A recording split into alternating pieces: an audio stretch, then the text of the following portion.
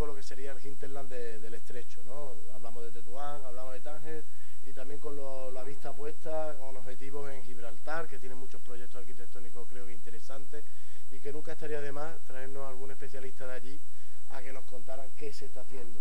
De nuevo, repetir, la idea no era simplemente llevar gente, es decir, asistentes, sino traernos ponentes, es decir, compartir gente, compartir público y compartir conocimiento. Para hacer una primera experiencia con esas premisas, pues bueno, creemos que no ha salido nada mal, con todas sus particularidades a la hora de la organización, los problemas de frontera, que bueno, se han solucionado, creemos que bastante bien.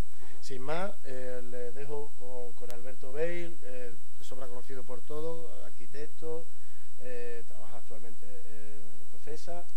en Bicesa, perdón. Y nada, espero que les sea grata la tarde. Recordarles que justo después de la segunda ponencia, sin descanso para no hacerlo pesado y terminar pronto, vamos a presentar las actas, como les decía, de las jornadas anteriores, ¿vale? Muchísimas gracias. Sí, sí. Buenas tardes. ¿Perdona, José? Ah, vale, sí. Sí, efectivamente. Buenas tardes. Mira, Gaby, muchas gracias por tu agradecimiento. Yo, sobre todo, agradecerte a ti, a José, pero a ti especialmente, como nuevo decano, pues el haber cogido el testigo y haberlo tomado de momento con mucha ilusión y con muchas innovaciones, que eso está muy bien, porque eso hace que digamos, nos volvamos a reanimar con esta jornada. Y bueno, y de momento voy a presentar a Salva, que es la que va a dar la primera charla sobre la estación del ferrocarril de Tetuán. Salva es arquitecto por la Escuela Nacional de Arquitectura de Rabat desde 2012. Es también profesora de proyectos en la Escuela de Arquitectura de Tetuán desde el 2017 y fundadora de un taller de arquitectura llamado Esquisse Atelier d'Architecture en Tetuán. Ha cursado también estudios en París y actualmente simultanea su labor docente con la de coordinación de las obras de construcción del nuevo estadio de fútbol de Alucemas. Salva, por favor.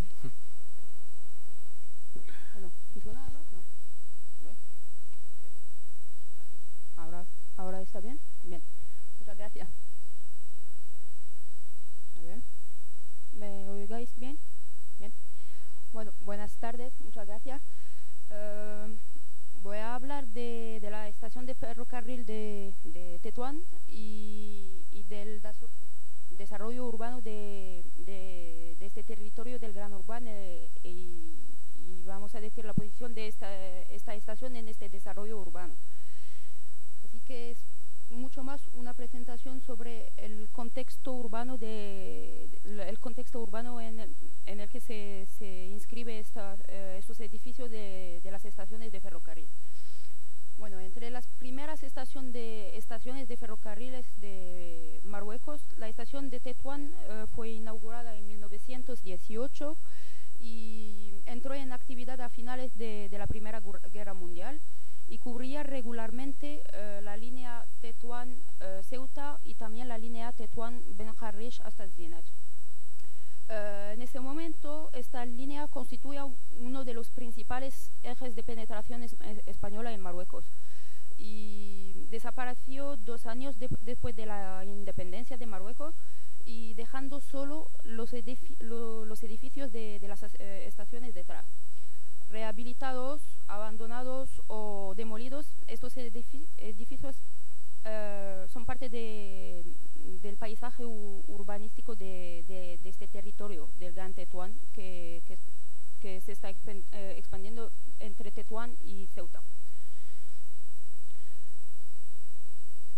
Un poco para la historia del ferrocarril en Marruecos empezó con la primera línea de ferrocarril que se construyó en Tetuán, que vinculaba Tetuán con Río Martil. Marruecos fue uno de los primeros países africanos en tener un ferrocarril. Este primer ferrocarril fue creado en 1859 y, como acabo de decirlo, vinculaba Tetuán con Río Martil y fue construido por los españoles durante la guerra entre ellos y Marruecos, y que se terminó con la firma del Tratado de Tetuán del 26 de abril de 1860.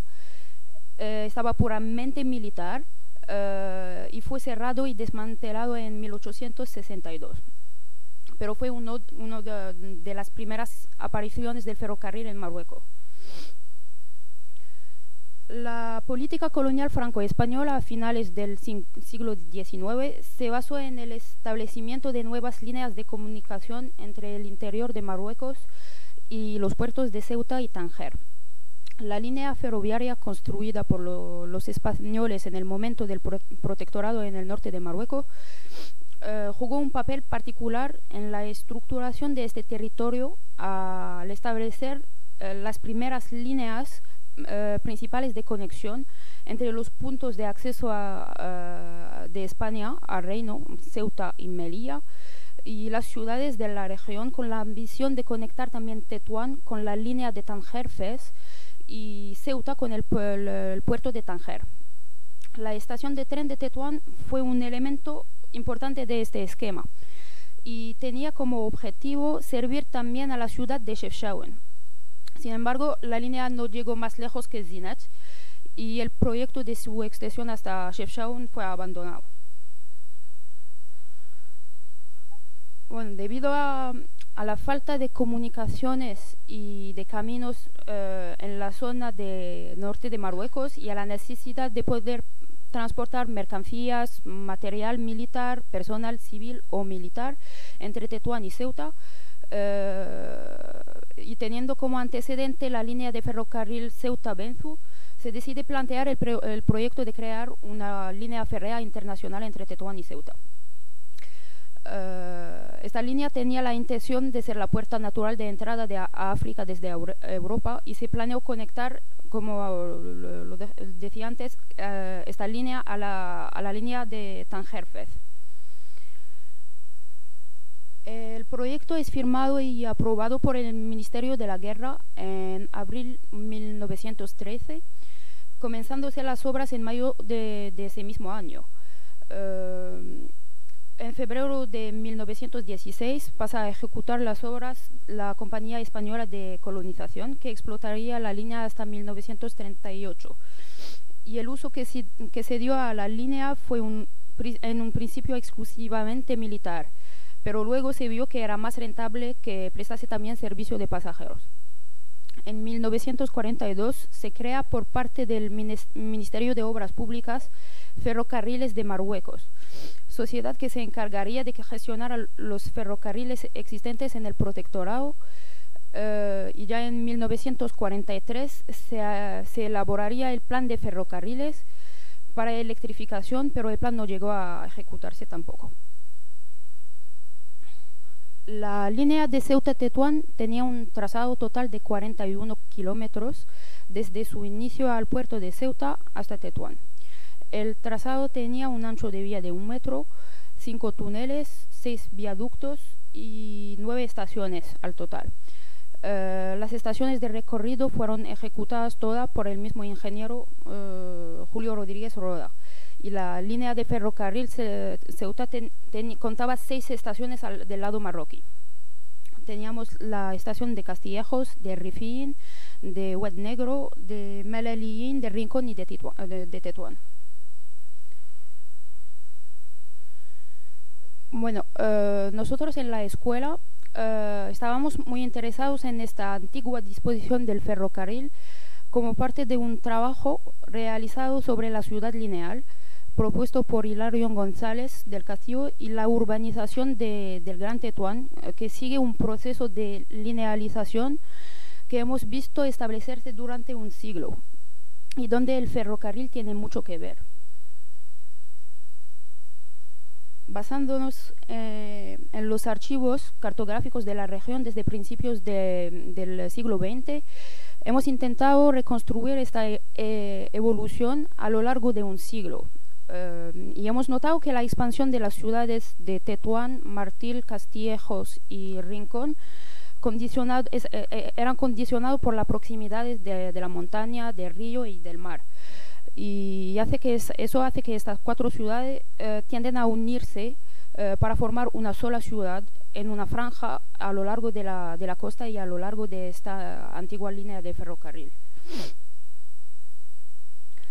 Bueno, es cierto que estamos un poco lejos del concepto de ciudad lineal de Arturo Soria, y esta urbanización que se hizo gradualmente entre Tetuán y Ceuta no sigue el diagrama sectorial y jerárquico que descrito por ejemplo por Hilarión González en su propuesta, que en otro lugar nunca se materializó, pero el desarrollo urbano del Gran Tetuán se realiza a lo largo de la antigua vía férrea que conecta Tetuán con Ceuta. Hemos tratado de identificar las diferentes zonas o sectores en esta tela urbana que se extiende entre las 2 ciudades de Tetuán y Ceuta, y incluso si nos siguen la jerarquización de la ciudad lineal descrita por Hilarión González, están posicionados de manera a formar una tela continua que se expande por el antiguo ferrocarril. Al superponer las rutas de esta línea, los ejes de la antigua ruta con los esquemas simplificados de desarrollo urbano de este territorio, parece claro que se ha producido un proceso de urbanización lineal entre esta línea y la costa, y ahora comienza a extenderse hacia el otro lado de la antigua línea de ferrocarril, y la urbanización empieza a extenderse entre la antigua línea de ferrocarril y la autopista. Bueno, de estas estaciones solo quedan ahora 5. Quedan 5, una fue demolida, las 5 otras son o abandonadas o demolidas, y solamente la estación de Tetuán y la de Malalín fueron rehabilitadas. La estación de Castillejos se encuentra en la entrada de la ciudad, después del río de Fnedoc, y marca el inicio de la playa de Castillejos. Está bien conservada, pero el edificio no está utilizado para nada ahora mismo.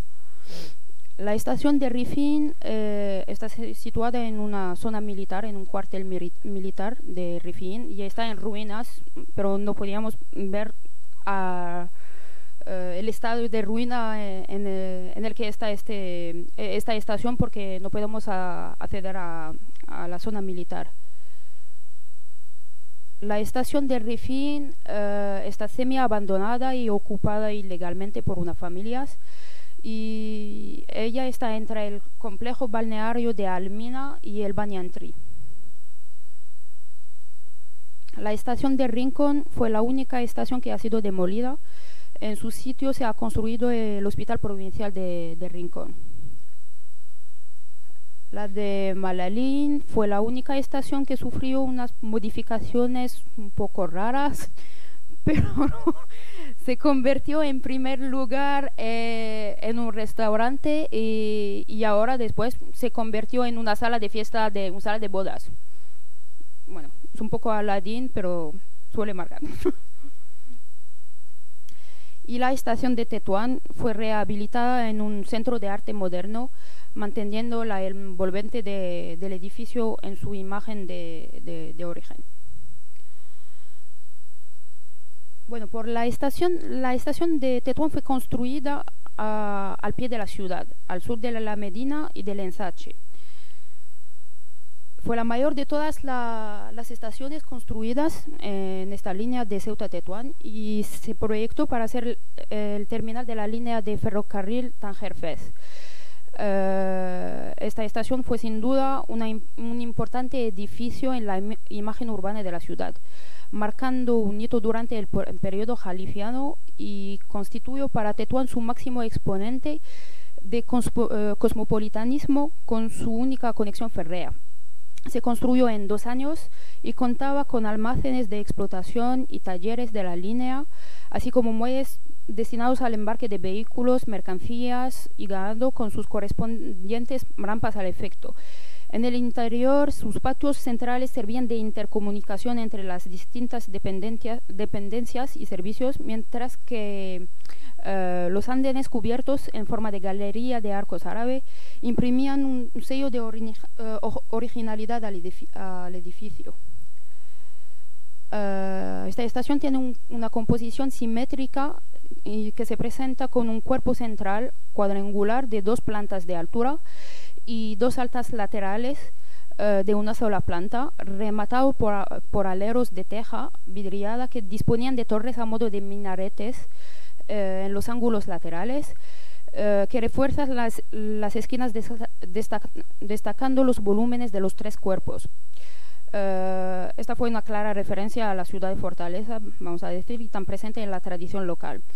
La decoración se basa en diversos alicazados de azulejo verde que destacaban sobre los muros blancos y vanos en forma de herradura. Varias portadas de cierta contundencia visual determinan los ejes principales de acceso, destacando las arcadas de las antiguas zonas de andenes. Bueno, los acabados de materiales nobles, como los alicatados de los paramentos exteriores, rejas de forja, están dentro de un equilibrio cromático en el que el verde es tomado como elemento de identificación de estos edificios.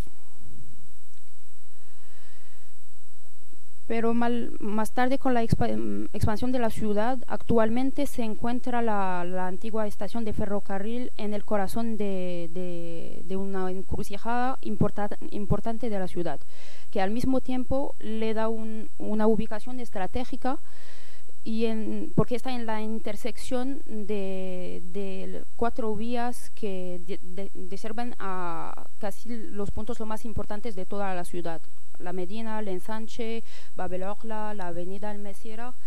Y sin embargo, esta encrucijada, debido a su tamaño y el flujo y la intensidad de flujo que genera, sofoca un poco el edificio. El edificio se deterioró con el tiempo y estuvo ocupado ilegalmente durante años, antes de que comience su rehabilitación en 2005. Tenía un valor paisajístico, unas referencias territoriales muy importantes, era un enclave urbano y conexión con los accesos de la ciudad también, y sus espacios interiores eran susceptibles de ser reconvertidos en salas de museo fácilmente. La rehabilitación de la estación de Tetuán se hizo en 2 fases. La primera fase consistió en fortalecer la estructura del edificio y renovar las fachadas. Se hicieron algunas modificaciones en la distribución interior, en particular el cambio de las escaleras, la supresión de las fuentes de agua, de azulejos en las paredes, y también la eliminación de particiones de las salas para liberar los espacios alrededor de los patios para las exhibiciones, las exposiciones. La galería que daba acceso a los muelles se cerró y se agregó al circuito de exhibición. Bueno, estas son fotos de la primera fase de la rehabilitación. En las fachadas ya se puede ver que no había mucho cambio, aparte de la carpintería, que estaban un poco más ligeras.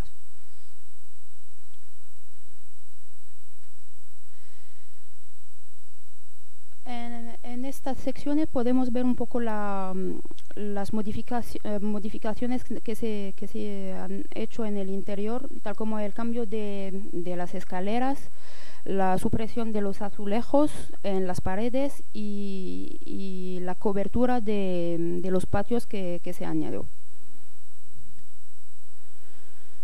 En la segunda fase de la rehabilitación se hizo una extensión del edificio que fue articulada con el edificio de la estación rehabilitada por un volumen acristalado en el que se encuentra el acceso actual del centro. Uy, perdón. Bueno, esta extensión se hizo en principio, además del volumen de articulación, la extensión se hizo en el nivel inferior, dejando una plaza a la entrada del museo. Así que el único cambio que se hizo en las fachadas era este volumen acristalado que daba acceso a la nueva, bueno, a la articulación entre el edificio del Centro Moderno rehabilitado y la parte de la extensión que se realizó hace unos 3 años.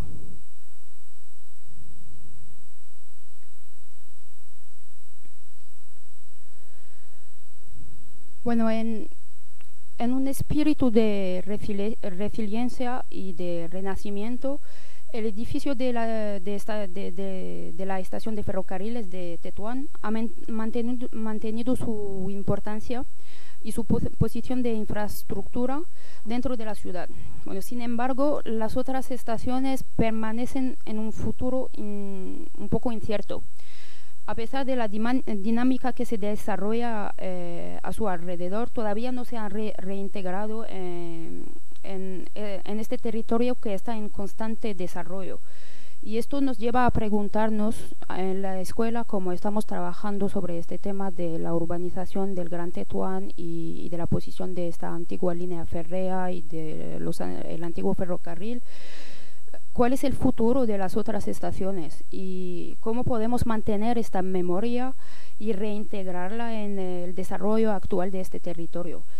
Y esto plantea también la cuestión de la pertinencia de crear posiblemente una línea de tranvía, por ejemplo, siguiendo los pasos del antiguo ferrocarril, para servir un poco a esta ciudad que está expandiéndose desde Tetuán a Ceuta y volver a reabrir de nuevo estas estaciones de ferrocarril, o quizás rehabilitarlas en función de las necesidades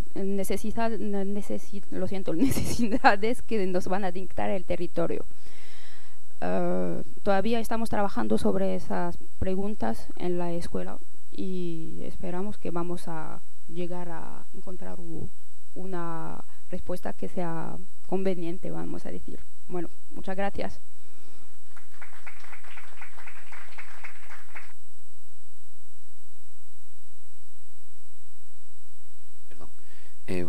Muchas gracias, Salva. Yo creo que empezamos con la charla también de Javier y luego dejamos un turno de preguntas al final. Claro.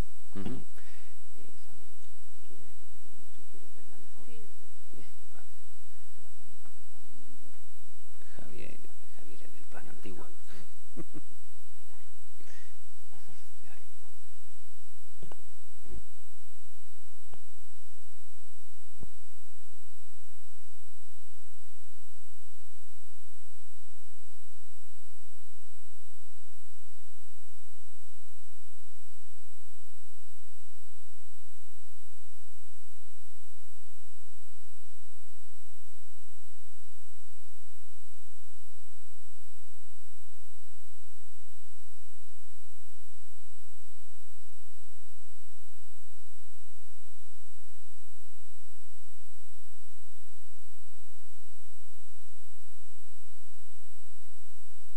Bueno, vale, bien.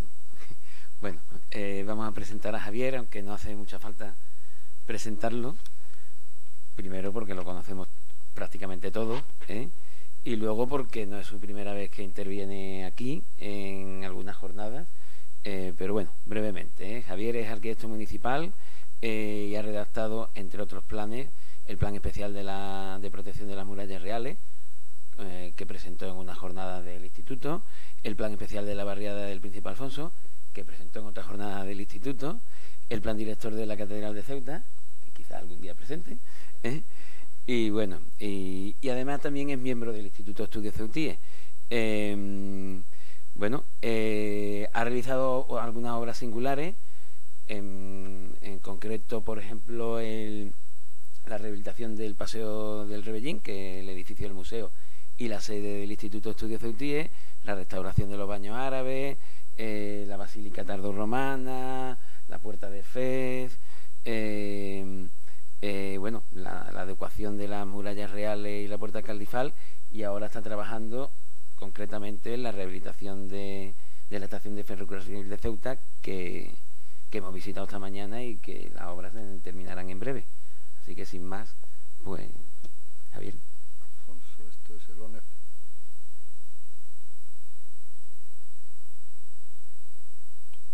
¿Ahora?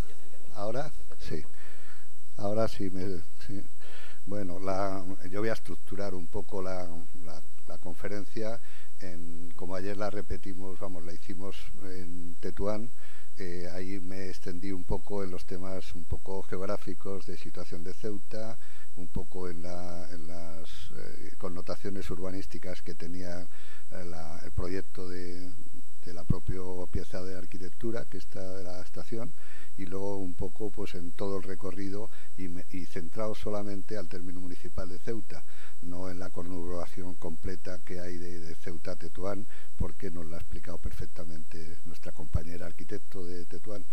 Y voy a hacer primero un inicio rápido de los temas urbanísticos, que aunque ya los conocemos es por recordatorio, y luego ya me pondré estrictamente a lo que es la disciplina de la arquitectura solamente en el edificio.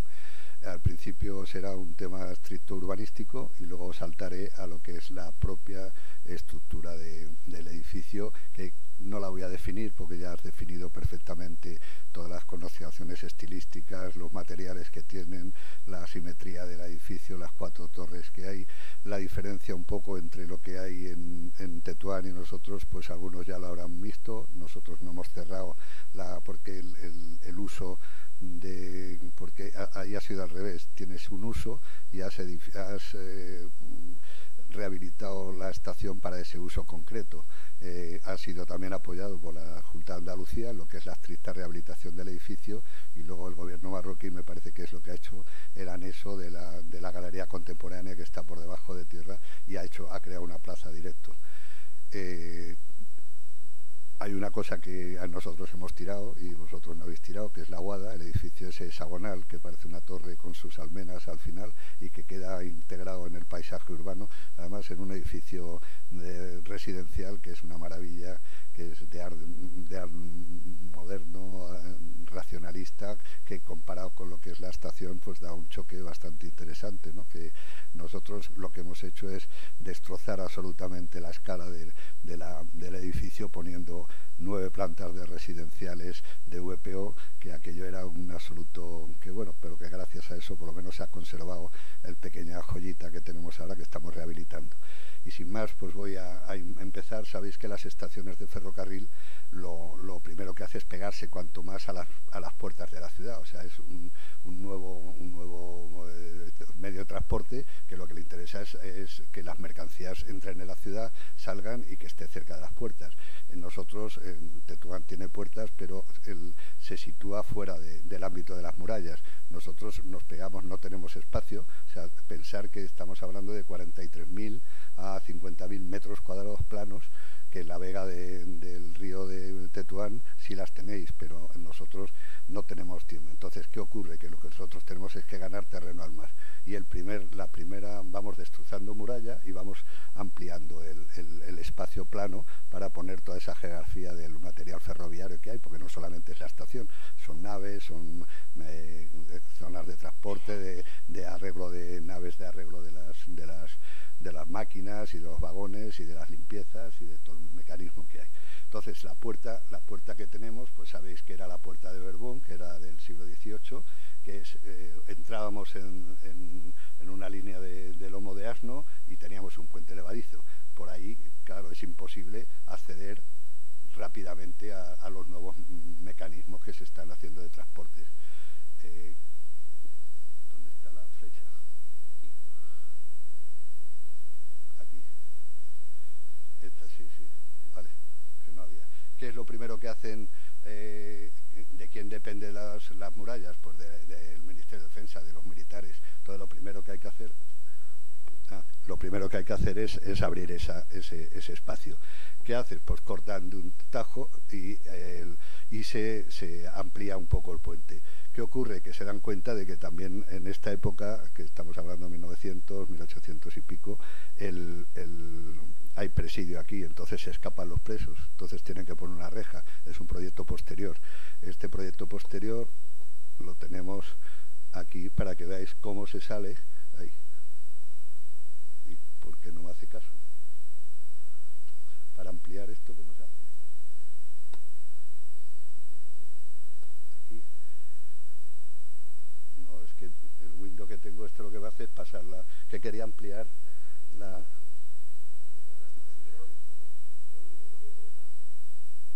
¿Y dónde está el control? Bueno, no... déjalo ahí. O sea, lo que quede ahí se ve más claro. Se rompe el puente del Cristo, se amplía, la circulación va, tienes que romper el de San Pedro, tienes que venir aquí hasta San Felipe, y ahí había aquí lo hacen para controlar a los presos en un lateral y en el otro. Es un proyecto de Bailo, me parece, y es de 1800. Así estamos en 1900, esta es un dibujo de lo que es la muralla, cada uno de los elementos, y lo que va a suceder es que en el 1928, claro, si no puedo hacer esto, no puedo... o sea, está la estación de ferrocarril, es esta, ¿de acuerdo? Esa es la estación, estos son los elementos de naves y de arreglo del círculo donde está el agua y donde se giran las máquinas, y va en una trocha que pasa por delante de los jardines de la Argentina, abren una trocha en trinchera y rompen todas las murallas que hay en Ceuta. Esas murallas, así veis, yo he hecho una especie, como eran alumnos de la escuela, pues he hecho una especie de croquis para saber cómo funciona. Tenéis los dientes de San Jorge, San Luis, la Reina, San Felipe, los Galápagos y las lenguas de sierpes, el de Santiago, la Espigón, pero es que está hecho muy pequeño no se puede hacer, no tienes un window más normal. Entonces tenéis la puerta del puente levadizo, tenéis el Albacar y el puente del Cristo. Vamos, el Cristo estaba en este sitio y el puente del Cristo estaba. Esto era San Pedro, que ahora es donde está el centro gallego, y los espigones en un lado y en otro ¿Qué ocurre? Que lo que va a ¿eh? Sí, pero quiero acercarlo para que se vea más desde ahí, pero bueno, seguimos. Si lo veis un poco, se han destrozado los baluartes de la primera línea. Hay un puente que ahora lo vais a ver en fotografía. Hay un túnel, porque sabéis que va subiendo hacia la zona del Chorrillo, y luego sale por el primer. Este es el primer puente que se hace en esto. Ya están haciendo la rampa para bajar al tema portuario, y tenemos la plaza de los cuarteles, la plaza de armas con la catedral y la línea del foso. Y esta es la foto clásica que tenemos de la trinchera que hace, destrozando todos son las repercusiones que tiene haber situado la estación de ferrocarril en un lugar cercano a la ciudad, pero en un lugar que sabéis que tienen que tener. No hemos hablado, porque podemos hablar mucho del tema de las ferrocarriles, de las traviesas, del hierro, del acero de aquella época, pero del tipo de maquinaria, de dónde provienen, pero yo ya os he dicho que desde la estricta disciplina del urbanismo es de donde quería verlo. Esta es la trinchera que rompe toda la primera línea de murallas. En toda esta zona de barracas es donde va a construir la policía municipal, el ambulatorio, los bloques de vivienda y el instituto que hay de Puertas del Campo. ¿Qué ocurre? Que pasamos de puente a puente, porque este puente es el que hace traer el derribo de todas las murallas, pero tiene que seguir saliendo los vehículos, y tiene que saber la gente de ahí. son consecuencias, y esto es un poco como lo tenemos actualmente. Lo tenemos tapado en los jardines de la Argentina, y lo que se ha hecho ya en el 56 es esta trinchera con el plan del 44-46, el plan general que se hace en el 44-46, se hace el túnel completo y se pasa a la avenida San Juan de Dios por encima, que es lo que estamos teniendo. Este es el otro túnel, la salida. Habéis visto que habíamos hecho un dibujo de salida del túnel, que es donde está el chorrillo aquí debajo, y el túnel de Salas, que es lo que veis ahora mismo, con la carretera nueva que hace, que esa carretera es la que hace hundir al ferrocarril, porque claro, cambias de velocidad, tienes la ventaja de ir cuando quieras, a la hora que quieras, y no tienes que esperar un horario fijo, sobre todo por esa independencia y esa velocidad que te dan los nuevos aparatos. Este es un plano de 1913 previo, antes de cualquier tipo de actuación en la ciudad. Si tenéis aquí es donde, si se ve un poco más claro, estos son cuadras, son elementos de bajada había dos diques que se hacen. Uno de ellos, este dique de San Antonio, un muelle de San Antonio, que es para transportar las piezas de artillería al Punta Negra, donde está ahora la residencia militar de esta zona. Y luego teníamos otro problema, que es que hay líneas que no se ven, pero que aquí están marcadas, que son estas de color, que son las zonas polémicas. En todas las ciudades amuralladas hay una normativa de defensa que te obliga a tener, pues del orden de, me parece que son 250 toesas, que son 400 y pico a 250 metros, en los cuales no puede haber ningún tipo de edificación, ningún tipo de cultivo, por necesidades de defensa. Esto se cumple a rajatabla aquí, salvo ya al final, que en esas 450 metros es cuando hacen todas las viviendas militares. Son las viviendas altas, son las viviendas que luego las iremos viendo aquí. O sea, veis las consecuencias urbanísticas que tiene. Luego he superpuesto el plano sobre el primer plano, uno de 1975, que si veis aquí son las caracolas. Tenéis aquí un diente de sierra, si lo veis en esa zona, son las caracolas, porque este terreno, que era de defensa, pasa al Ministerio de Obras Públicas. Entonces, como nos falta viviendas, pues se traen unas caracolas y se ponen aquí. Estas caracolas, luego, cuando hay el proyecto de las viviendas que veis ahora, de los bloques de viviendas de la estación, se trasladan al Príncipe Alfonso, y luego últimamente ya los quitamos del Príncipe y están. Si veis las viviendas militares, que son estos tres bloques oscuros que hay, y la he traído un poco porque hay mucha gente que ha preguntado qué pasaba con la Casa de la Sangre o la Casa de Santa Clara, que fue el origen de la guerra de 1859. Está justo debajo de, si veis la siguiente, esto es un plano superpuesto sobre el topográfico actual de la ciudad. Veis este edificio que es de aparcamientos, las dos rotondas que tenéis, que es aparcamientos, son 5 plantas de aparcamiento, porque como las viviendas que traen tienen obligación de tener por vivienda un garaje, no podías meter por debajo los garajes porque tienes el nivel del mar al lado, entonces el freático del mar se te mete en las viviendas. Entonces, como tampoco podíamos construir delante de la estación de diésel que da la electricidad, pues tienes que hacer la zona no habitable delante de esa zona. Si veis, aquí está situado el color, está la estación del ferrocarril, la avenida de Madrid que baja, y el enderezamiento que hay para tirar la Casa de la Sangre. Luego se han hecho viviendas a un lado y a otro, y prácticamente es como lo tenemos ahora en la actualidad. Ya es la estación, que como la has descrito, pues no la voy a describir en ese sentido, y estos son las plataformas donde los cambios de vía, los almacenes de entrada. Estos son almacenes que no dependen de la estación, son almacenes para los militares, para dejar todo el material de guerra y tal, para ir saltando los trenes militares a Marruecos, a Tetuán. Ahí tenéis este edificio que decía de Aguada, que por lo menos en Tetuán todavía sigue estando. Tenéis al lado depósitos de agua, porque el problema que tenemos, igual que lo tenía Tetuán, es que el agua es muy calcárea, tenía mucha caliza, y destrozaba todos los sistemas de filtros de las locomotoras entonces pues se estropeaba mucho hasta que ya descubrieron los sistemas de filtro del agua. Si lo veis, ya abandonado aquello, el nuevo edificio de aguas que está ahí en su sitio, que lo tenéis aquí mucho más claro, delante el depósito de agua aquí, los filtros de esto y el antiguo depósito que queda ahí. ¿Qué ocurre también? Pues que empieza ya a tener mucho caudal de tráfico el puente que habíais visto antes, y lo que hacen es meter unas tornapuntas y ampliar el puente que existe aquí.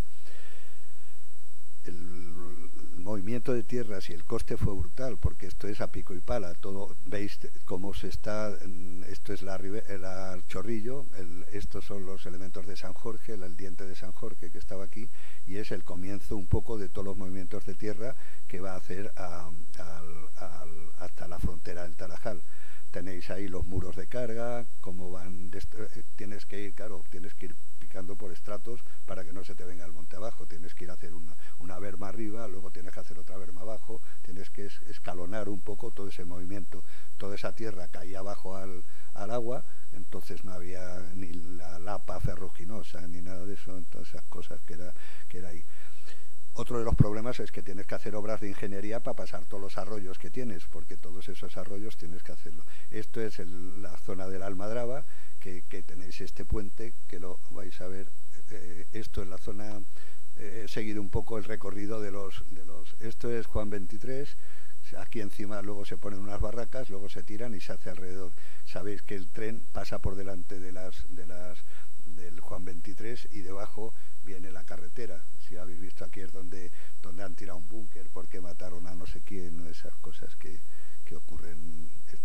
Y estos son uno de los puentes que tenéis, que es el puente que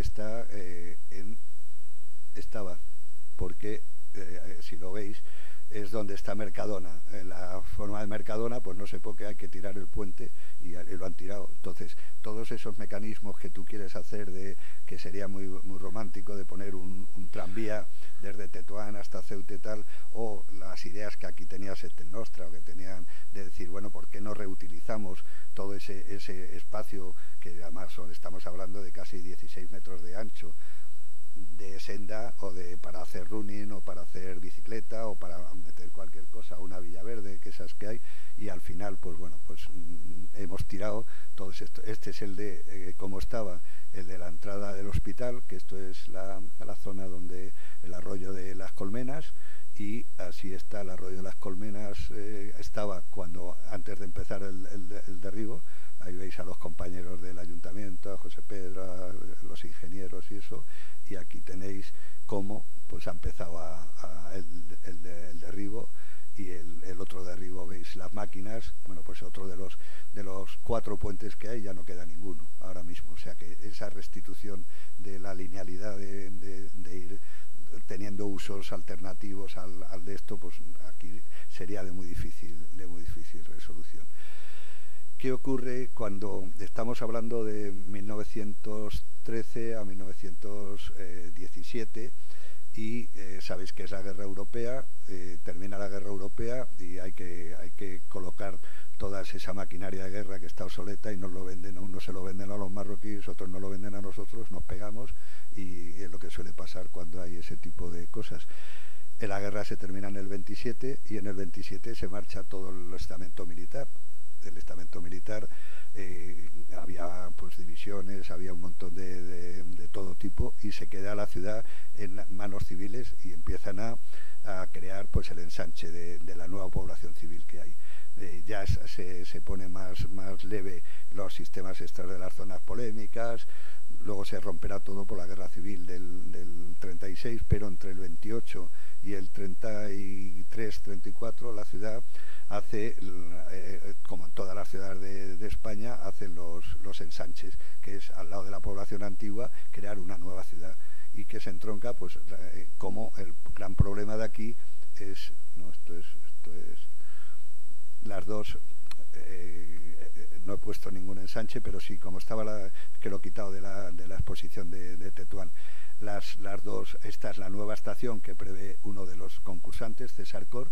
Esto es la zona donde están los almacenes del portuario Sagra. Hace una gran plaza y hace una plaza de la estación, como en todos los, en Logroño, en Torrelavega, en todos los sitios hay este tipo. Y también la más interesante es la que gana el concurso o sea, fijaros ya como el cambio de estilo a una estación racionalista. También tiene su torre, su reloj, porque ahora el reloj es el que marca la hora de salida y de entrada de los sectos, y hace una plaza adelante, y este es Gaspar Belén, que es el que gana el Sánchez de Ceuta.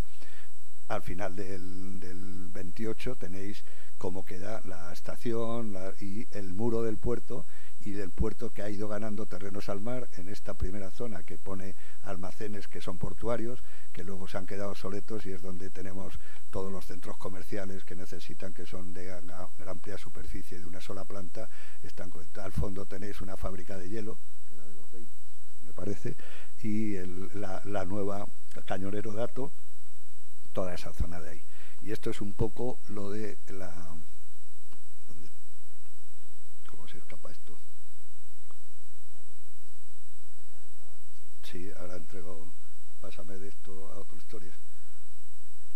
Ahora sí, esto es un poco todo lo que es el urbanismo, lo que ha afectado el hecho de traer toda la dale para atrás. Espera, que te lo cojo, espera ya. Espera. Ahí. Ahora. Vale. Esta es un poco estrictamente lo que, cerrándome a lo que es la estricta disciplina de la pieza arquitectónica que tenemos en Ceuta. He hecho un croquis un poco de cómo ocupa la zona de la extensión del ferrocarril. Ya está metido en túnel todo lo que es la avenida de San Juan de Dios. Ya se ha destrozado toda la primera tercio de las estas, y luego todo que sigue a Tetuán. He puesto, por cerrar aquí, pues el campo de fútbol, como tú te han dicho lo del campo de fútbol. La unidad de medida ahora es el campo de fútbol, tantos campos de fútbol que hay ahora. La zona del comandante general donde vive, la zona y luego la zona portuaria, que está taponada por los chalés estos del puerto y por las viviendas que ahora han sido desafectadas del puerto. Y bueno, pues la autoridad, el muelle de España, el helipuerto, un poco lo que es la zona de la ciudad, para entender un poco lo que queda. Y estrictamente, pues igual que en Tetuán, se cerró absolutamente, se quedó obsoleto y lo cerraron, y se quedó al pairo, ahí nadie sabía de qué hacer.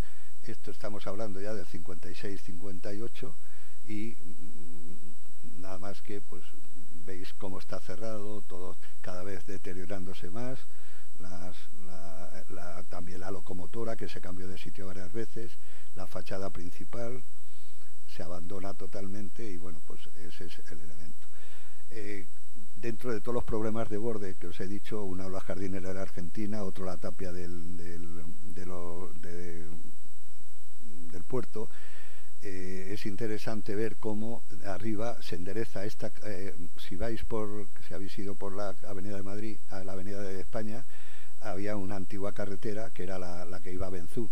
Esa carretera en el 56 se endereza y se pone recto, y esa es la que provoca tirar Santa Clara y enderezar.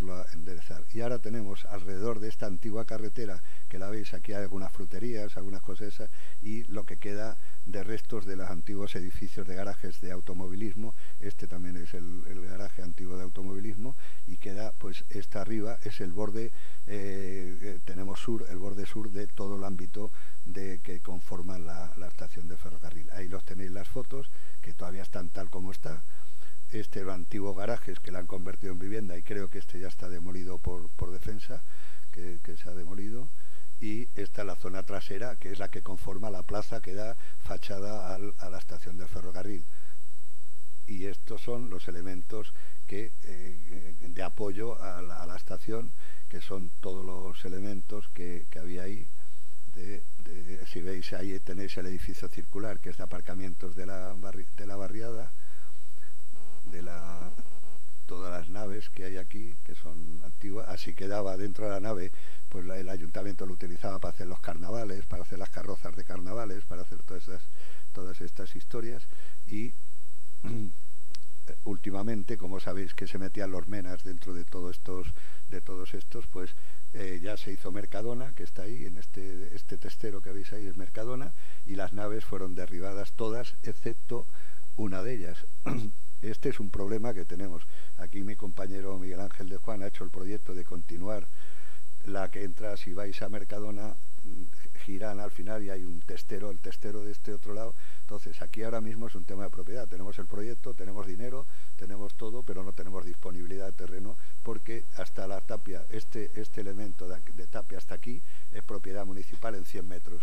La mitad de la nave es propiedad de uno de los comerciantes de aquí y la otra mitad es de un fondo financiero que hay en este tema. Entonces, poner en contacto a los tres es muy... Nosotros sí tenemos el proyecto, tenemos el dinero para hacerlo y no inculcamos ningún tema, pero no podemos contactar con nadie porque son hipotecas y esas hipotecas las han metido, eso como la subprime y todo esto. O sea, intentar hablar con algo es muy difícil. Aquí también, por ejemplo, pues el director general de Patrimonio, Contreras, nos ha ayudado, ha intentado hablar con todo el mundo y ha sido imposible contactar. Siempre nos mandan un abogado, el abogado nos manda otro abogado, nos manda... pero nos pasa con el Rebellín, nos está pasando mucho, porque son paquetes que hay, que viene capital financiero, los cuales no tenemos interlocutor. Tenemos el Rebellín que se está cayendo, porque no tenemos a nadie para decir, oiga, arregle esto que es suyo, porque antes era de un banco, luego ha sido de otro, luego se lo ha vendido también. Entonces es muy complicado, el tema del papeleo es horroroso, ¿no? Que es lo que nos está pasando también con la estación. Bueno, el abandono que hay, y en 1998 aparece ya el primer proyecto del Estado. Del Estado es la arquitecto Gloria Alcázar, que es de 99, y rehabilitación de la estación de Ceuta para Centro de Arte Dramático. En principio, luego no es Centro de Arte Dramático, luego ha sido para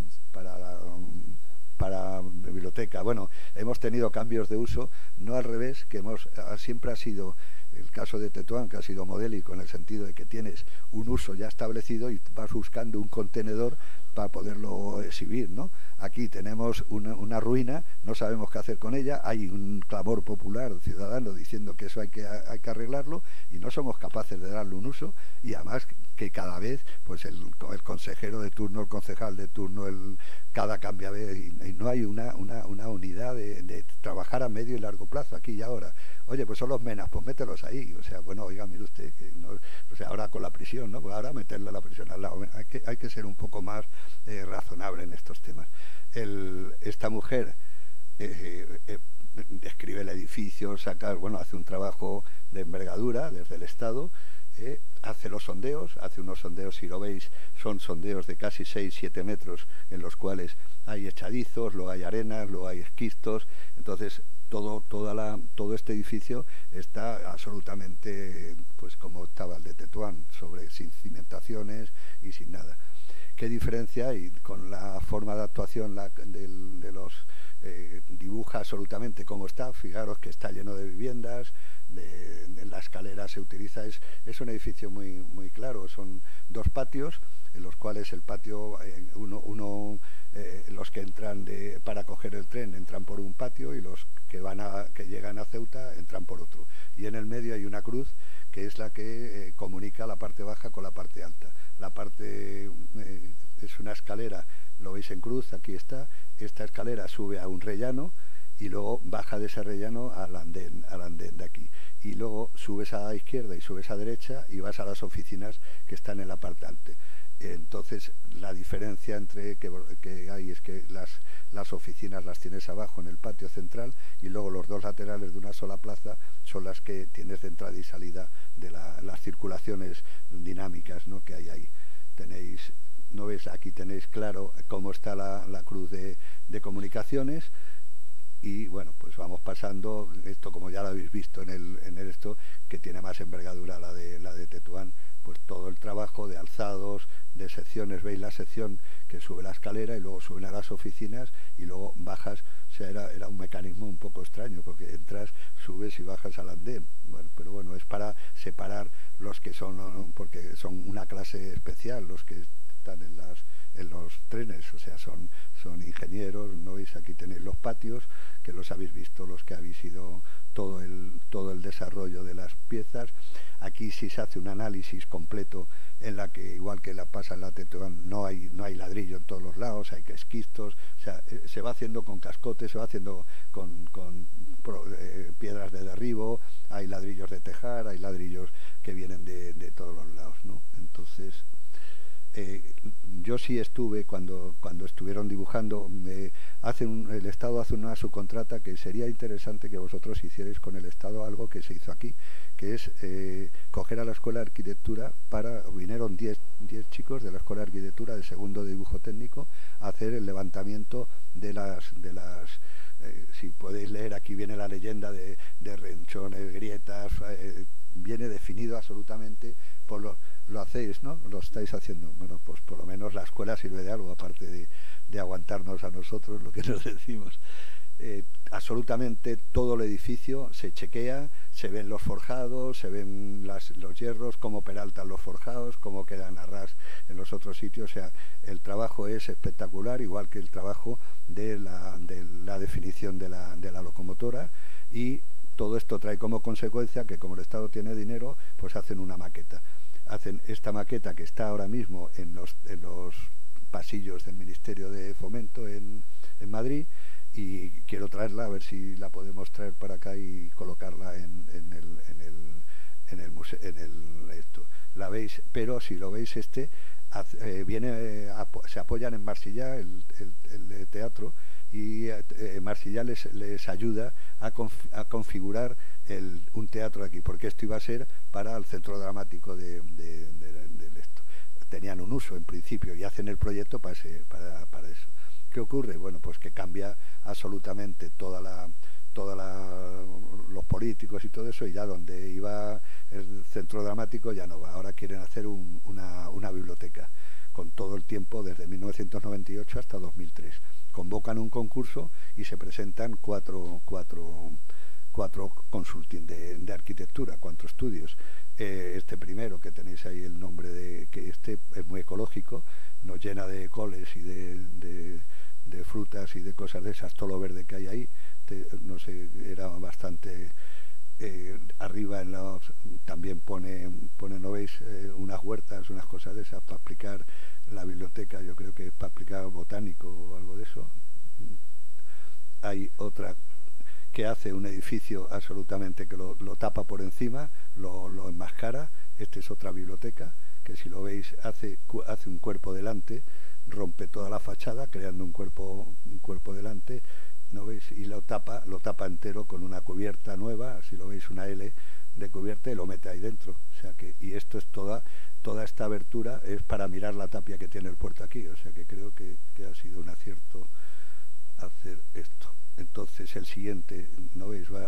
Hay cuatro consultas, si queréis nos ponemos a discutirlo, pero este es solo voy a acercarme al que ha ganado. Veis otro que pone un edificio delante, porque para una biblioteca el edificio falta espacio útil para poder hacer eso. Entonces el 90% agrega edificios, un poco como ha pasado lo que pasa que habéis tenido la delicadeza de enterrarlo, y entonces, bueno, pues queda ahí una plaza a media altura, pero está bastante más conseguido en ese tema.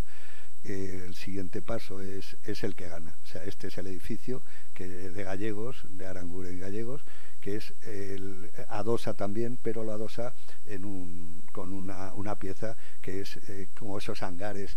Sabéis que los edificios de ferroviarios se hacen con 2 tipos de técnicos. Hace un técnico que es un arquitecto, que es el que dice el edificio, las zonas de circulación, los aseos, los vestíbulos, los halls, las oficinas, y luego un ingeniero que es el que tiene más osadía y introduce ya los hierros, y introduce la nueva acero que se están haciendo en Alemania, y que, bueno, que tienen que colocarlos en todas estas nuevas estaciones.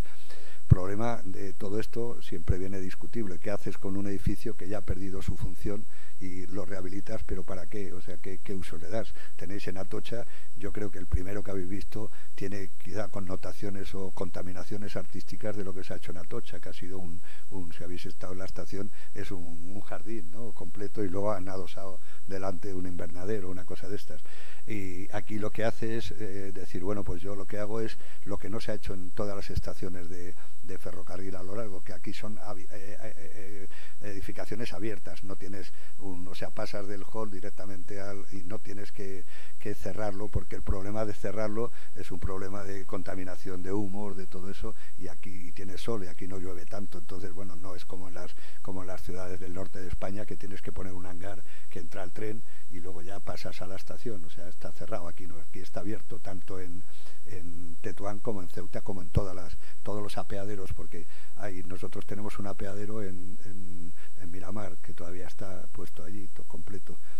Y aquí lo que hace el ganador es plantear, y creo que la solución es interesante en cuanto que en jaula, porque solo tenemos una, vosotros no tenéis ninguna, porque las trajimos todas para acá, las locomotoras, y aquí ya se vendió las vías, se vendió las traviesas, se vendió todo el tema de ferroviario.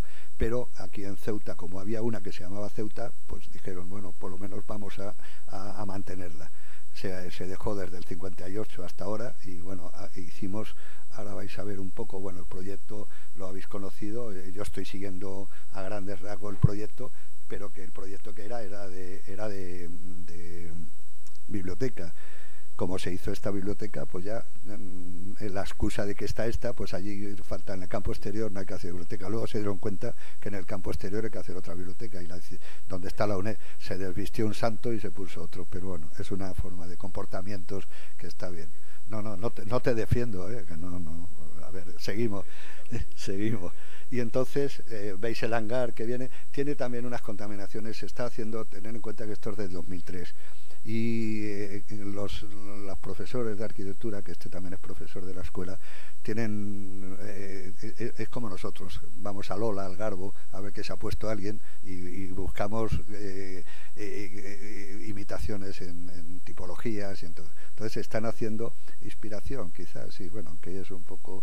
Y entonces lo que está haciendo el arquitecto es transponer lo que se está haciendo en varios sitios, en Australia, sobre todo en esa pieza que veis en este sitio, ¿no?, que son envolturas de volver al tema de epidermis, el tema de cómo se envuelve un edificio. Yo creo que está, si hay que hacer una crítica sobredimensionada, porque lo estoy sufriendo ahora. Habéis visto y el proyecto, ya esto lo traigo porque hay que citar al archivo siempre. Entonces es 2004 cuando se entrega el proyecto de ejecución completo. Este proyecto de ejecución lo veis aquí, que es la biblioteca completa.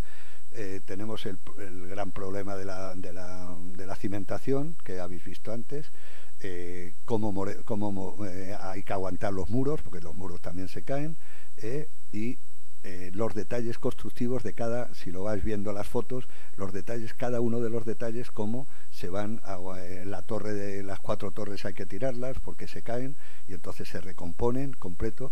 O sea, de la estación creo que nada más que queda el perímetro realmente de ejecución. Todos los elementos se detallan, todos los elementos que habéis visto que ya están colocados, y las restauraciones. Esto es en cuanto al proyecto que hay, las secciones de un lado y de otro, cómo va a quedar los temas, la escalera la pone en el centro. Acordaros que la escalera era una cruz en una forma de planta, y aquí lo que hace es se come mucho espacio. A lo mejor habría otras soluciones de verlas, y el problema es ver.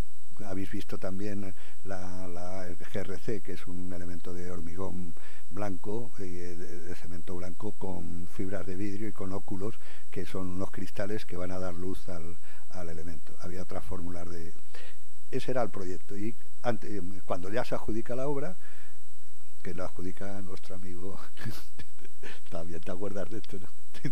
que los que somos... es que no solamente hacen las cosas, luego el tema burocrático, el tema de cumplir administrativo y de cumplir toda la normativa de contratación que ha sido nueva y que te ha cambiado un poco todos los sistemas que antes tenías, a lo mejor quizá más rapidez, ahora lo que traes es más rigidez, pero más control, que antes había una especie de descontrol. Pues así ya adjudicada la obra, que fue una obra que no lo hicimos desde el ayuntamiento, sino que hubo una encomienda de gestión en Vicesa, y todo ese proceso, pues Alberto podía contarlo mejor que nosotros, pero bueno, seguimos. Esta es, fijaros cómo está el día del comienzo de la obra. Esas son las fotos del inicio de la obra, y esa es la consecuencia de que se nos cae y del levantamiento y de todo, y se derriba esto no lo hacéis vosotros, porque vosotros metéis una estructura de metálica y que luego zuncháis y no tiráis nada, porque el inconveniente que tiene es que tenéis los pilares fuera, y entonces te rompe un poco en los tránsitos limpios que puedes tener aquí, y nosotros también nos pasa lo mismo, pero en el interior, que lo tenemos que poner.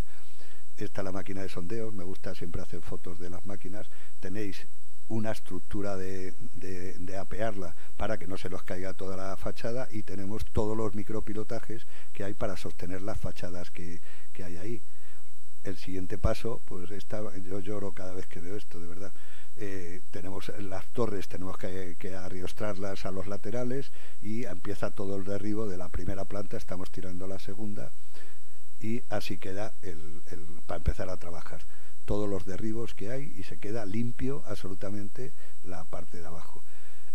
Se empieza toda la cimentación, los pilares que habéis visto de hierros, entonces está absolutamente rehecha con unos pilares que se nos van de escala, porque esto es un 380, o sea que creo que está o muy sobredimensionado, o esto va a ser un búnker que va a servir para otros usos. Y así la encontramos ya en 2008, cuando está terminado, con la locomotora aquí arrullada, la obra parada, pues no sé por qué fue, pues estaba parada. Y entonces pasa de la gestión de Envicesa, pasa al Departamento de Cultura, la Consejería de Cultura. Ahí tenéis la maquinaria que quedaba, como hay que ponerla para empezar claro, la maquinaria que teníamos, que era la locomotora y el tráiler que tienes, al levantarlo hay que tener mucho cuidado, porque todas las vigas están oxidadas y se pueden romper y eso. Entonces las pusimos todas una detrás de otra para empezar a chorrearlas, para limpiarla de óxido y poder pintarla, aunque sea, para poder trasladarla. Por eso parece en la tercera fase, ¿no? Una cosa de estas así, de esto. Y ya hicimos las traviesas, pusimos el rial para con esta grúa trasladar porque el problema que tuvimos, que por eso se ha tardado, es que el proyecto de 2004 eran 6 millones de euros. Los 6 millones de euros se van a dividir, porque ni la corporación municipal ni el Estado tiene el dinero suficiente para pagar los 6 millones, porque se pagaba 50 y 50. Entonces el 50% pagaba la corporación y el otro 50% el Estado. Entonces el Estado dice, bueno, pues si no tenemos dinero, vamos a desdoblar el presupuesto de los 6 millones en 3 en una primera anualidad y otros 3 en la siguiente anualidad. ¿Qué ocurre? Que se aprueba los 3 millones de la primera anualidad y nos ponemos a trabajar. Pero la división de los capítulos y de los artículos que compiten a toda una completa, pues lo pones un poco, pues la cimentación, pero te olvidas de cosas, porque como al siguiente año vas a seguir la obra y con la misma empresa, no hay ningún problema. ¿Qué ocurre? Que el segundo año, pues no, el Estado pasa del tema esto, la corporación no tiene dinero, y nos quedamos con una primera fase que es prácticamente hacer el hangar que hay ahí, porque nos habíamos gastado ya alrededor de 600-700.000 euros en toda la cimentación de todo lo que había ahí. ¿Qué ocurre? Que bueno, vamos a Madrid, porque Madrid sí nos había mandado el dinero, bueno, los temas de oficina, y hay que resolverlo. Vamos allí y nos dicen, no, hacer el hangar obligatoriamente, que es lo de convenio, y entonces hacemos un poco un complementario que complemente un poco estas cosas. Entre ellos separamos porque claro, si haces el hangar, cómo metes la máquina luego, o sea, porque imaginaros toda la estructura metálica y tal, cómo introduces la máquina. Entonces hicimos un proyectito para limpiar un poco la máquina y trasladarla dentro. Ese es el proyecto que estáis viendo ahora, de meter la máquina dentro de la envoltura de esto. Ahí tenéis ya arreglada, limpiada un poco de óxido la máquina, está la grúa y hay que trasladarla sobre todo esto, que esto es del proyecto ese de traslado de la máquina de ahí. Ya una vez que, claro, hay que acertar, tengo por ahí el vídeo de cómo se hace esto, si lo queréis luego lo vemos. Pues este era el vídeo. Bueno, así la encontramos interiormente y la escalera ya están recompuestas los patios, ya todos los ornamentos y el decoro está. Si habéis estado hoy, se ha hecho en la parte de arriba toda la cubrición de los patios. Lo que sí he hecho un poco, ya es de mi cosecha un poco, porque había si habéis visto en la anterior, había un cerrado absolutamente, un antepecho totalmente cerrado. Entonces lo que he hecho es tirarlo un poco para que se vean cuando subes también los patios, ¿no? Eso es simplemente, ¿no veis? Lo hemos tirado y esto irá ahora con un cristal para que cuando va subiendo eso pues tengas un poco más de amplitud, porque justamente en el espacio que más necesitamos útil para trabajar y para cumplir los programas de necesidades que hay, se mete una escalera. Quizá a lo mejor hubiera sido interesante haberlo metido en un patio o en el otro, bueno, pues son circunstancias, pero como ya hay un proyecto del Estado, tampoco podemos manejarnos mucho, porque luego vienen los interventores y dicen que esto se parece como a una castaña, ¿no? Ya arreglamos todo lo que es la parte y vamos a intentar hacer, porque las empresas constructoras son muy rácanas a la hora de pagar dinero en las que no les sale la subcontrata para hacerlo. Entonces ya por fin ya ajustamos la tema y ahí veis cómo está distribuido ahora mismo. Habéis visto que está puesto la estructura metálica de este lado, se ha hecho esta otra y nos queda empezar a hacerlo, porque tenemos que ir arriostrando todo, porque esto es, ¿no veis? Más o menos, lo rojo es lo que hay, lo azul es lo siguiente, se va poniendo los temas hasta terminar la última, es la que arriostra el tema este, ¿no ves? Así, eso es un poco la secuencia de lo que tenemos que hacer ahora, aunque sea fuera de plazo, pero bueno, pues vamos a intentar sacarlo adelante. Esa es la pieza de GRC, que cada una es distinta, que lo habéis visto en el otro cómo va a ir cerrado todo el tema, que ahora hay dilataciones muy distintas, tenemos problemas que tenemos que resolver técnicos para que esto, cada una distinta, pues nos cuadre en este. ¿Qué ocurre? Que no tenemos espacio, hemos tenido que cortar una calle, montar una carpa, porque teníamos previsto traer camiones de 6 toneladas de 12 metros de largo, pero cuesta muchísimo los fletes. Entonces hemos decidido mejor montarlo in situ, donde hemos traído los soldadores, aunque nos cuesta pues en los hoteles y nos cuesta más, pero nos entra en precio el poder hacer esto. Si lo veis, ya tenemos la primera zona. Si habéis estado hoy, esta mañana, habéis visto que eso está colocado. Yo les dije que ni hoy ni mañana trabajaran, porque como iban a entrar a ver la obra, no quería que estos mecanismos estuvieran ahí por seguridad en la obra. Y veis el zuncho donde se va a ir apoyando todas las L's de cierre, tenéis el lateral y a su vez, claro, la urbanización no estaba metido en el proyecto, en este tema. Entonces la urbanización hay que hacerla, y lo hacemos con el plan de barriadas que había ahí. Entonces hay dos opciones: o hacerla muy buena, muy bonita, muy tal, que no tenía mucho sentido, porque no está el plaza, ¿no? Porque no conformamos esa plaza. Fijaros que tenemos las piezas estas de VPO, de vivienda social, con 9 plantas. Ahí tienes 9 plantas, que te hace esto muy chico. Quizá en vez de trabajar en forma lineal, hay que trabajar de transversal. Para eso hay que hablar con el puerto y romper esa valla de una vez y abrir al puerto, quizá con una pieza de verde, de plaza, en la que termine en la ola, si habéis salido del puerto, hay una escultura de una ola o algo, pues que eso sea el eje con esto y que también tenga visión hacia la Avenida de España, para resolver el tema que os habíamos dicho antes de si esto no puede hacer eso. Esto es como ha quedado la plaza, y el hecho real ahora mismo es que esto es lo que tenemos al otro lado. Entonces hay que resolverlo en el plan general, si lo tenemos resuelto, que esto va a ser una plaza en los cuales vas a ver la estación desde la Avenida de España, y debajo vas a tener los aparcamientos que necesitas, porque hay un déficit de aparcamientos muy grande en toda la barriada, y en las propias tenemos que cumplir los estándares de aparcamientos y de garajes que necesita los nuevos equipamientos que van a ir dentro de la plaza. Y en eso estamos ahora, terminando la obra, que nos queda adjudicar las instalaciones, el proyecto de instalaciones, pues ya sabiendo que aquello va a ser para unos determinados usos, hemos tenido que acondicionar todas esas instalaciones a los nuevos usos, y luego está pendiente también que los que van a introducirse ahí las salas de lectura y tal, adjudicar también todo el mobiliario que se necesita para que esto entre en funcionamiento.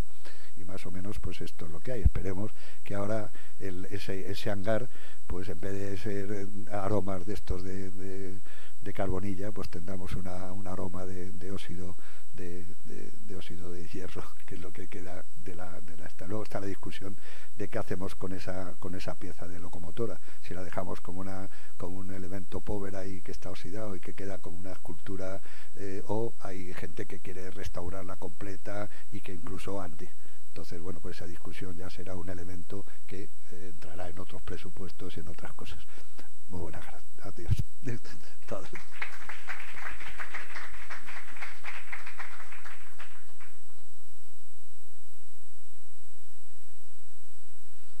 Bueno, pues si tenéis alguna pregunta que hacer a alguno de los dos ponentes, ahora es el momento.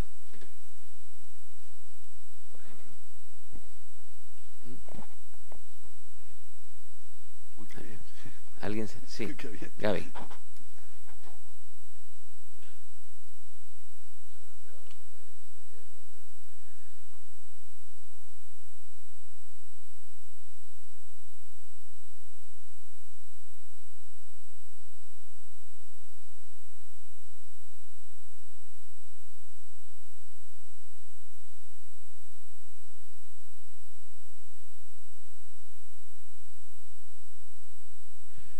Primero, enhorabuena a ambos ponentes. Y sí tengo una pregunta para Javier en relación con los detalles constructivos que hemos visto, incluso con la merlatura de la estación.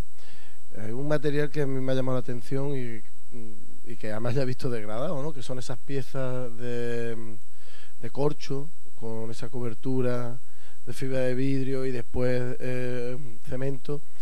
Mi pregunta es, bueno, entiendo que evidentemente todo lo que ya está degradado se van a reponer. Sí, se repone, claro. ¿Y por qué esa opción? ¿Por qué la opción a unas piezas de corcho? Quizá porque era primero más barata, segundo quitas peso a toda la estructura que hay ahí, y tercero que es muy fácil luego de rehabilitar, porque son elementos que luego están recubiertos de cemento y luego faltan las pinturas de epoxi encima. Entonces, si pones elementos de hormigón prefabricado, que es mucho más sencillo reponerlas luego y además son de ornamento que no están a la altura de que se rompan, porque todas las de arriba sí hay las que están a nivel de mano y de pie, y eso son de piedra artificial. Las otras son de piedra hecho de corcho blanco, recubiertos con cemento, y luego faltan las capas de pintura, de epoxis y de eso más adelante.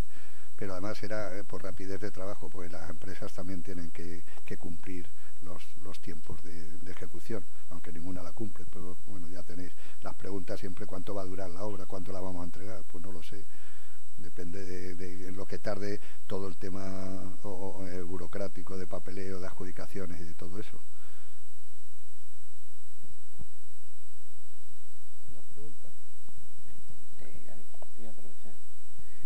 saludar.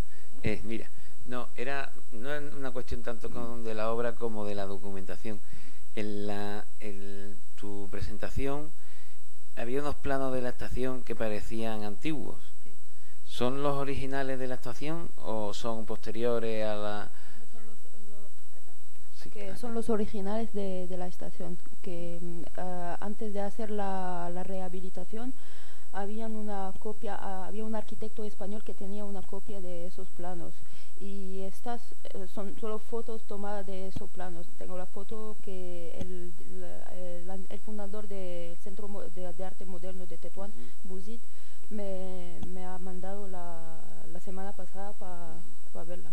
¿Y tienen entonces la firma original del autor? Sí, acabo de verificarla con Julio. Julio Rodán. No, quizá lo que tengamos que hacer desde el instituto es hablar con Malo de Molina y con los dos arquitectos de la Comunidad Autónoma de Andalucía, que son los que han financiado y que son los que deben haber conseguido esos planos originales, que son los que ha hecho el director del Bellas Artes. Entonces, quizá dirigiéndonos directamente podamos conseguir esos planos ya con más nitidez, porque claro, hecho de una fotografía de un móvil, pues te queda, pero sí hemos mirado y pone Julio Roda perfectamente legible, vamos. Era una cosa que siempre, yo creí que había sido un arquitecto. Por fin se ha resuelto la duda. Está la duda metódica de quién era, por el citacionismo que había. Él o un arquitecto, y él era el ingeniero de la... No, pone firmado el ingeniero Julio Roda. Sí, se ve bastante bien el tema. De todas formas, yo voy a aprovechar, ya sabiendo que eso está aclarado. No, ayer estuvimos en la estación y en el museo, y bueno, fuimos unos cuantos de aquí de Ceuta, pero yo esa visita se la recomiendo a cualquiera, porque la rehabilitación está bastante bien hecha, siempre mejorable, pero está bastante bien hecha, y el museo también es bastante interesante. Entonces, una visita muy recomendable y está muy cerquita. O sea que, y muy fácil de hacer.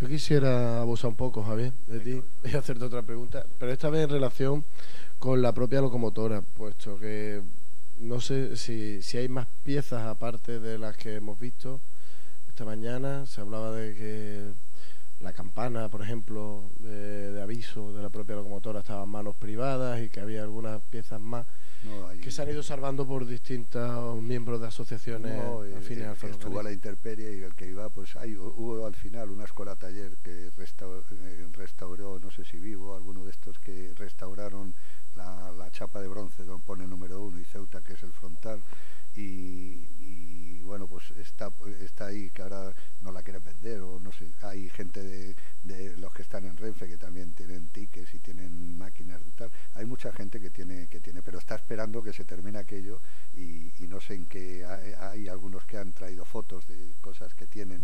Tengo fotos que me han traído y dicen, mira, tengo todo esto, a ver si... Pero vamos, yo voy a ir a la estricta del edificio, voy a terminarlo, y luego son situaciones que ya el premio Convivencia o la propia elementos de cultura, rehabilitación de pues igual que ¿cómo se llama esta que hacía la imprenta esta que hemos sacado de Olimpia? Todas esas cosas son elementos que no son constitutivos de la propia, sino son de decoro y de circulación. Pero yo creo que no creo que, no sé, cuesta mucho dinero hacer eso. Hay gente que lo restaura. Me parece que en Gerona y en Lérida hay una empresa que no sé si eran del orden de 80-90.000 euros, que te arreglaba aquello, y luego se pasaban a casi 200.000 euros si querías que funcionara. Claro, ten en cuenta que eso es una máquina de vapor, es una cafetera. Entonces, bueno, pues tienes que mirar y volver y faltan muchas piezas de engranajes de movilidad de las ruedas y de bielas y de cosas de esas, ¿no?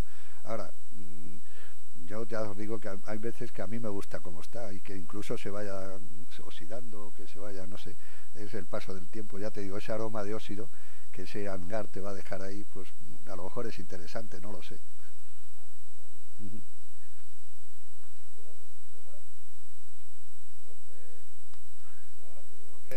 Alberto nos pone cara rara.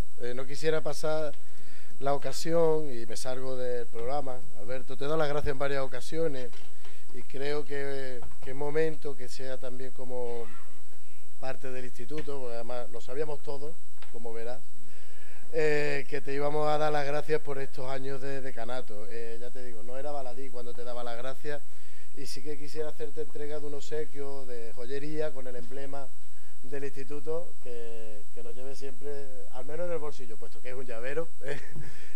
Así que ya te digo, tío, que muchas gracias, que te lo dije el primer día, que si hubiéramos sido políticos esto hubiera sido una entrega de cartera ejemplar, y creo que es de recibo, pues dar las gracias cuando se merece. Así que,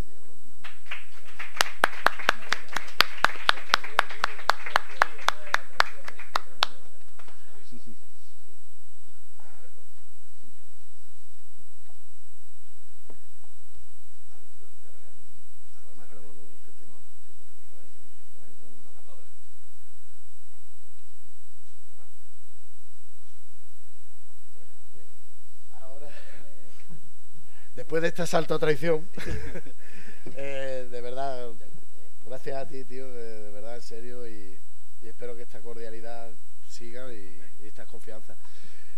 Dicho esto, continuamos, como les decía, sin pausa. Esta pausa que teníamos precisamente era para agradecer a Alberto su labor durante todos estos años, con la presentación de las actas de las jornadas anteriores. Jornadas que además coordinó Alberto, como coordino yo las actuales, y que era la persona indicada para presentarlas. Así que les dejo en sus manos, y de nuevo ya digo, gracias por su asistencia. Acto seguido ya daremos por clausurada estas jornadas, que espero que hayan sido de su agrado, y que por favor tenemos una página web en el instituto, que cualquier sugerencia, estoy seguro que hablo por todas las secciones, pero en particular por la sección a la que represento hoy, estamos encantados de atenderla para futuras jornadas e iniciativas varias, ¿vale? Así que muchísimas gracias. Muy bien.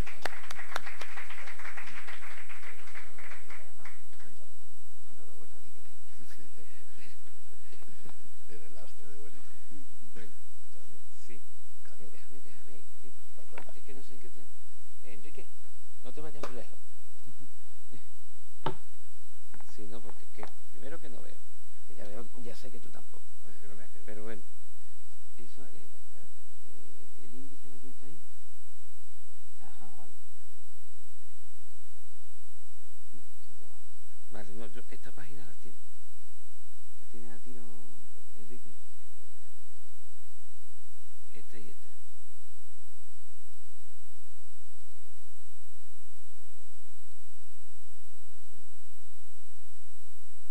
Bueno, mientras Enrique busca la página que quiero enseñar, bueno, la publicación es muy sencilla.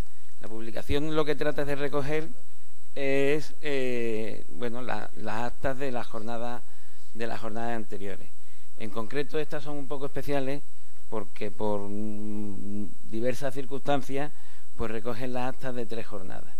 Entonces, recogen las jornadas que realizamos en el año 2011, las que realizamos en el 2014 y en el 2017.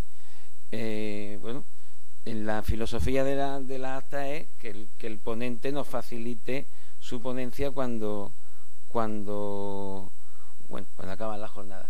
Y bueno, pues no en todos los casos es posible, pero en cualquier caso también, por otro lado, en algunas ocasiones algunas personas colaboran aportando algún artículo. Javier lo ha hecho en otras ocasiones, precisamente, que no ha participado en la jornada y sin embargo nos ha facilitado algún artículo.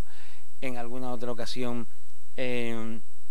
alguna jornada o alguna ponencia de alguna otra sección del instituto que tiene que ver con la arquitectura o con el urbanismo, pues también la hemos incorporado a la publicación. El caso es que resume de alguna forma la actividad de la sección, en cualquier caso, desde el punto de vista de lo que es propiamente nuestra sección, ¿no? Nuestra sección y de alguna otra sección, evidentemente, pero en lo que tiene que ver con la arquitectura y el urbanismo. No sé ni siquiera la presentación, porque no la hemos preparado, qué es lo que contiene. No sé si esto ya es todo lo que hay. Ya, vale, bien. Bueno, pues entonces básicamente el índice. Están aquí las viviendas del estudio de International Design, las viviendas de Padrón, que son las viviendas que hay junto al hospital, de las 170 viviendas blancas que hay junto al hospital. que son la portada precisamente de la publicación. Luego hay un artículo de José Ildefonso Rodríguez Galadí que se refiere dando un repaso a una serie bueno, pues a todo un periodo de la Junta de Andalucía que se dedicó a subvencionar rehabilitaciones en Tetuán, en otras ciudades de Marruecos y también de Latinoamérica, y también, lógicamente, en la propia Andalucía. Y entonces pues hace un repaso y un recorrido por esos trabajos desde cuando ellos empezaron en la Junta a hacer eso hasta los últimos hasta el año 2011, porque eso es de las actas del 2011. Luego también hay una ponencia de Pedro Gurriarán Daza que se refiere a la muralla de la Fras de Ceuta. Pedro Gurriarán también intervino en los planes especiales y los presentó aquí y se publicaron en otras actas, los planes especiales de la Almina y del recinto del Monte Hacho, pero en este caso era sobre las murallas de la Fras, que luego precisamente en siguiente fase Javier hizo algunas intervenciones. Concretamente Javier hizo sobre todo, creo recordar, la de la Puerta de Fez. La restauración de Pedro Gurriarán se refiere a los torreones, están numerados, yo no me acuerdo qué número de torreón era, y vosotros hicisteis la Puerta de Fez y algún tramo más, ¿no? Efectivamente. Luego quedan 2 torreones todavía por rehabilitar, o sea que habrá más fases, no me imagino. Luego hay una ponencia de Jorge Correia que a mí me pareció especialmente interesante y que sin embargo no era de una de las jornadas de arquitectura, sino que era una jornada de historia también con portugueses, en fin, y hacía un recorrido sobre las ciudades portuguesas en el norte de África, desde Ceuta hasta Safi, quiero recordar, pasando por Tánger, por la Casa de Seguer, por Safi, por Al-Jadida, en fin, un recorrido que a mí me pareció también especialmente interesante. Luego una conferencia de Paredes Pedrosa, ya está, es seguro, de las jornadas del 2014. Paredes Pedrosa son los autores de la biblioteca y ahora son miembros del instituto, también Jorge Correia es correspondiente, y bueno, con esta conferencia de Paredes Pedrosa hicimos nuestras primeras jornadas aquí en la biblioteca, y la charla acabó con una visita guiada por ellos, que son los autores. Lo estuvimos primero presentando el proyecto y aquí ya presentamos la obra y recorrimos el edificio guiados por ellos. Luego está una charla de Antonio José Pimienta Cilleruelo, que bueno, es uno de los arquitectos, de los muchos arquitectos que han participado en el Plan General de Ceuta, que ha tenido como varias etapas. Lo inició Javier en el año 2006, tuvo José Pedro también en el equipo, luego Jorge con este equipo de Prointec, efectivamente, y ahora están otra vez Javier y José Pedro intentando rematar la faena. Y bueno, pues en una de esas fases esta charla pues bueno, refleja el trabajo que ellos estaban haciendo en aquel momento. Y luego ya de la última jornada, porque una de las charlas que hubo en aquella jornada era una beca del instituto y tiene su propia publicación, pues no la íbamos a publicar 2 veces, con lo cual pues no aparece aquí, y sí aparece la de César López Ansorena, apunte sobre la relación entre la ciudad de Ceuta y su puerto.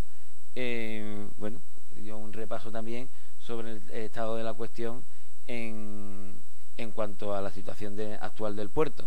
Y bueno, también tiene sus vicisitudes y que también está siempre en constante evolución, y que por lo tanto César hizo pues como un reflejo de cómo estaba la cuestión en el año 2017.